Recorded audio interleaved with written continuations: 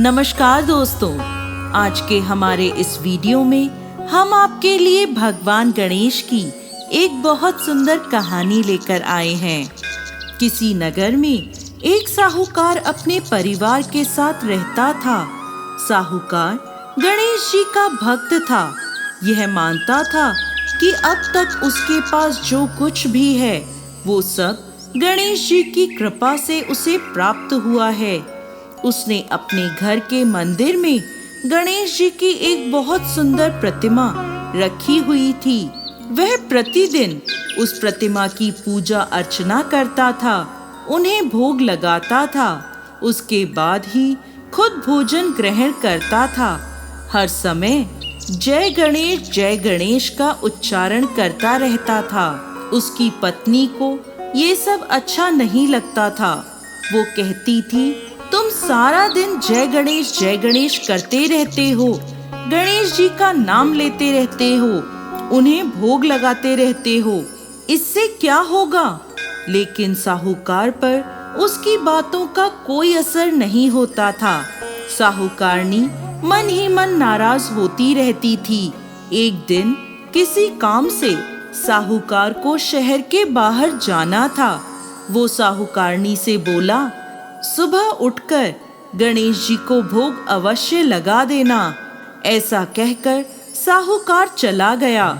उस दिन साहूकारनी ने गणेश जी की प्रतिमा को उठाया, उसे एक कपड़े में लपेटकर घर के बाहर आंगन में ले जाकर जमीन में गड्ढा खोदकर गाड़ दिया और मन ही मन बोली, अब देखती हूँ क्या करते हैं तुम्हारे गणेश जी।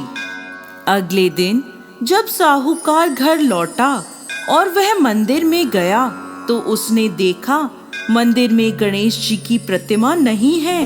उसने साहूकारनी से पूछा, गणेश जी की प्रतिमा कहाँ गई? वो बोली, मुझे क्या पता कहाँ गई। साहूकार ने हर जगह प्रतिमा को ढूंढा, परंतु उसे गणेश जी की प्रतिमा कहीं नहीं मिली। इससे वो बहुत दुखी हुआ और उस दिन उसने कुछ भी नहीं खाया पिया। पूरा दिन ऐसे ही बीत गया। साहूकार गणेश जी से प्रार्थना करता रहा, प्रभु मुझसे जरूर कोई अपराध हुआ है जिसकी वजह से आप मुझे छोड़ गए हैं, लेकिन जब तक आप वापस नहीं आएंगे तब तक मैं भोजन ग्रहण नहीं करूंगा। इस प्रकार गणेश जी को याद करते करते साहूकार भूखा प्यासा ही सो गया। अपने भक्त साहूकार की सच्ची श्रद्धा और भक्ति देखकर गणेश जी ने साहूकार को स्वप्न दिखाया, जिसमें साहूकार गणेश जी को लड्डू का भोग लगा रहा है और वहां एक चूहा आया। साहूकार ने चूहे को भी लड्डू दिया। चूहा लड्डू लेकर बाहर की ओर भागा। साहूकार भी उसके पीछे पीछे चल दिया। वहां उसने देखा चूहे ने बगीचे में एक स्थान पर लड्डू रखा और वहां गड्ढा खोदने लगा। गड्ढा खोदकर चूहे ने लड्डू को वहां छुपा दिया। ऐसा स्वप्न देखकर साहूकार की आंख खुल गई। आंख खुलते ही साहूकार उस जगह गया जहां उसने चूहे को स्वप्न में लड्डू छुपाते देखा था। अब साहूकार ने उस स्थान को खोदा तो उसे कपड़े में लिपटी गणेश जी की प्रतिमा मिल गई। साहूकार की प्रसन्नता का ठिकाना ना रहा। उसने प्रतिमा निकाली, स्नान आदि करवाया और गणेश जी की प्रतिमा वापस मंदिर में स्थापित कर दी। पूजा पाठ करके साहूकारनी के पास गया और उसे सारी बात बताई। ये सब सुनकर साहूकारनी हैरान रह गई।